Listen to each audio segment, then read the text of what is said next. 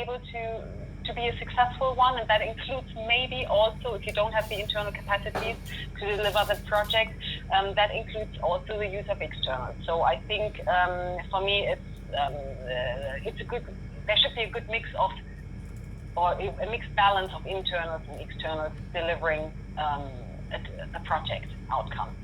So and for me also, the working together, internal external, is a mutual enrichment of both. For the external, he totally, or she diverse embellishes her profile with this key project, and on the other hand, I'm getting, as an internal, I'm getting a completely new expertise, knowledge, know-how at hand from the external. So I think it can only work together in a team. And how can this be managed to have a good onboarding? I think it can be only achieved by the demand carrier or the hiring manager in such a case, having a proper onboarding plan for the external, which should of course be clearly separated to an onboarding plan of an internal, not to run into compliance risks. Vera, I'm going to take your conversation and pass this to firstly Martin, because I think you've really introduced this idea of mixed teams, diversity, potential conflict, synergies, and ask. There's a lot in there. Ask all of the team to comment on that. Firstly, Martin. Yeah, I tend to disagree a little bit with David's perspective on it. So for us managers, and we've asked it and tested them and surveyed it a lot, they don't actually care who they get, on what contract type they get them, as long as they get the person they need to get the work done. And that's definitely supporting this strategy. So that's well, nice to see actually. The other thing which I've been missing is the governance. So it's quite difficult to set it up. Everybody has their own views and systems. So HR is building on their system architecture very much, and procurement and staffing providers and that whole industry is also developing towards total talent, but from their perspective. So at some point there will be friction, and that is definitely the downside or the difficulty in setting up a total talent strategy. Coming to your last question, I think for me the main objective is making the right choices for the right reasons. If you do that as a manager and you hire someone from outside because of the fact, to Vera's point, that it's that you need a fresh outside-in view, or that it's just a simple task which is not adding too much value to your internal core team, that helps also your internal team to accept that very easily, and to understand better why you choose, why you make certain choices. So deliberate choices, that is, I think, also an important one. Thanks, Martin. Any thoughts on Manuel on this conflict, synergy, diversity? Martin, is there not a fear factor? I'm an internal, I fear for my job, I fear for my relevance, so you're bringing all those great people that have all this knowledge, so that would be one element. The other element, is there not also a risk of, they are bringing in all those expensive consultants which are making much more than I am making. Those guys come in, do 3 months, 6 months, 1 year, and I'm the one, carrying the load afterwards. So that's probably where I'm not sure what's your experience and your feeling on that. No, and of course, there is a risk of that, and you do always see that, but more and more people also understand that they also have that choice themselves. If they would be, so it's they also start to realize more and more that it's a choice to become an independent, or which comes with a risk. If you don't have a gig or a project, then you don't have an income. So that is also of course you should not neglect these types of feelings, but if you have a good conversation about it, then people do understand the pros and cons of the both. I'm going to do a final poll question, but have you anything comments to add to that, David, before we do a quick final poll? No, I'm good. Get on with the poll and we'll finish it off. Okay, and while I'm doing the poll, Pauline, can you check if we have some key questions that have come in that we perhaps have failed to address, or comments that would add to what's been said? I think we're covering the questions, so nothing else has come up. Okay. Good. Well, the next polling is reasons for doing total talent, and while this is that should be on the screen now, I'll give you a minute to complete that. While we're doing that, I'd like all of the panelists to consider any takeaways from today, things that you would like the other panelists, the audience, anyone else to be reminded about, things that they need to be considering when they go back to their companies and start to talk about recruitment, retention, external staffing, mixed teams, platforms, all that sort of thing. So the question that's on the screen at the moment is, what is the main reason to adopt a total talent strategy?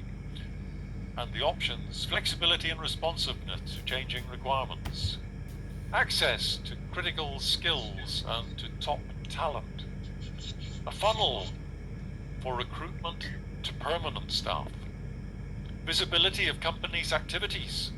That's an interesting one, because a lot of companies don't know what all the external people are doing. Cost savings and headcount reduction. Now, I think we've still got, still coming in on that one. Please get your final votes in, and I'll give you a countdown in a second. The panel should meanwhile be scribbling notes about what they're going to say as final words, final concluding words of wisdom. So I think we're there now. We're over 70% response. So I'm going to end the polling on 5, 4, 3, 2, 1, stop. And share results. There you are. Access to critical skills and top talent. Thoughts on that, Vera? Yeah, definitely important. Yeah. You surprised at how low the bottom ones are? No. I would have guessed it's it's all of this is important. Why a total talent program should be there. Yeah. But yeah. I tell you what I find staggering. Nobody thinks that external staffing, temporary staffing and what have you, are a funnel for recruitment to permanent. I'm staggered. No, so Bill, I think because it's set up, you can only answer one. You can only press one button, right? So you had to prioritize. I would have taken the first two and wanted to vote for both of them, and probably some of the others too, because there are multiple reasons. But if you prioritize them, in my opinion, those first two, which are the highest rated, are the biggest drivers. Okay, right. Okay, so stop sharing results, and now we're going to have a roundup of the panel. David, you were talking when the music stopped, so I'll ask you to give your quick summaries, takeaways, thoughts for the audience. So it's actually very difficult to do on this topic in particular. But first of all, I've drunk the Kool-Aid, so I come off the fence. I absolutely believe this is the right thing for companies to do, and the reason, as I alluded to earlier, and those first top two reasons, is the flexibility and getting access to talent. So I believe, as a procurement professional or an HR professional, if you're not already examining this, you should be, and you should be, working to convince your C-suite that this is the right thing to do. And I think there's a massive business case for doing it. However, having said that, and I think we've probably touched on some of it this evening, it's not easy to do. If it was, there'd be a lot more companies that'd be down the line. It wouldn't be just 7% as we saw earlier on. So think carefully about it, but get into it and start to work through it. It's not something you're going to do in a week or a month or even a year.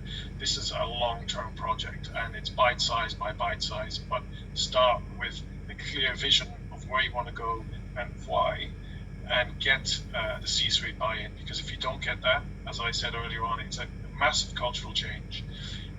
And just having a VMS, having an MSP, having freelancer platforms, having talent pools, etc. They're all the components, and then the strategic workforce planning on top.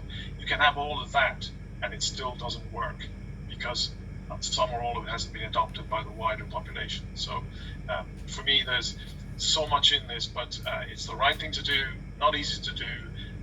Break it down in small bite size, and first and foremost, get that powerful backing and sponsorship. And if you don't have that, then don't bother. Thank you very much indeed, David. Manuel, can we have your final thoughts? Very hard to speak after David because he took it all together and summarized it in a very, very, very well said thing.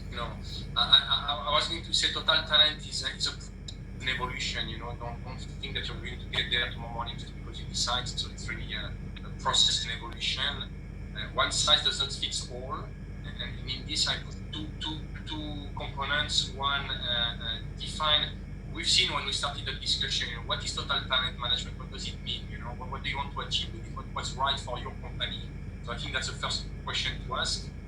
And then total talent management, I would put some segmentation. What population, what geography, what labor category, what do I want to do? Because again, one size doesn't fit all. And the third element that David mentioned, technology is one component. I would argue it's quite important because it gives you the backbone to have visibility, to enforce processes, to make decisions, to have data. But it is just one component without buying, without executive sponsorship, without a true learning platform to make it happen. So that's what you need to create first, learning platform, and then the rest will follow. I think that's more or less what David was saying, so I'm kind of repeating with my words. Super, well put, Manuel. And we'll have Martin next. Sure. So I think making deliberate choices for employee, contingent, freelance, and outsource, that is, and as well as location, that combination, that is the thing which total talent enables. I guess what could be a very interesting thing to do as a consideration to the audience is to get the voice of the customer, really talk to the businesses. What are your main challenges today? What is driving you to do what you do? Are you aware of all the options there are? And do you really make a deliberate choice for employee contingent, or is it because of headcount restrictions for employee hiring, and only then we go for contingent, or even purchase services via credit cards? So really understanding that is I think a great starting point, and reach out to your HR colleagues and make the connect because you can only do it together. I think that is really important. Thank you very much indeed, Martin. And Vera, thank you for your patience. And would you like to find the last point word? Or key takeaway which hasn't been mentioned so far. So, but I think what I found very good is, or what my key takeaway is, it's on the radar of procurement to see the necessity of a total talent management strategy. That's for the first thing. I think it's important that procurement sees the necessity and importance of it. And as David said, you have a lot of components, and it's, I think, the end of a very mature external workforce category, to have a strategy, an integrated workforce planning strategy, but you have to use it properly, and what do you do out of it, and who's the owner? And that, I would love to have an additional session on that, to dig deeper into really some specific topics of that. So that will be interesting. Super. Thank you. Well, thank you very much indeed, Vera. Thank you to the whole panel. Paulina, is there anything that's come in since we last had you? No, I think we're good. No, we're good. I think everyone's a lot of happiness on the part of the attendees. Okay. I haven't been able to follow it that closely. Super, thank you very much. And to Vera's point about a follow-up, SIPS Switzerland and SIPS generally has moved online, of course, as everybody else has during 2020. And we've been astounded by how the caliber, the quality of debate, intensity of discussion, and the points that people have been able to bring together, because we're getting much greater critical mass, we're getting people with much more passion in the audiences. So we're thinking hard about how we move forward with this. We realize, of course, that there's quite a lot of online events. So delighted and flattered that you, the audience today, have joined us and stayed with us indeed for the last 90 minutes. And we're 2 minutes from the end. So I want to tell you to watch this space, that we are developing our online offer as much as we can. And it's taking off in a big way. I want to thank the panel extremely deeply, because I think you've given an awful lot of valuable information today. You've had quick fire facts, opinions, comment, experience throughout, and we've had, I think, Pauline, good feedback, comment, support from Lots of support. Yeah, People really liked it. A lot of appreciation. Thanks. We'll try and make some notes after this. Please don't make me promise on that one, but we will try. And we'll do our best. We'll give you a deadline of Friday at 5 o'clock. No, you don't do that to me. With 1 minute to spare, I'm going to call a close and thank everybody for it. Have I missed anything? Anyone else would like to say? No, in that case, thanks very much to everyone. And thank you. Good night. Very much. Thank you. Bye.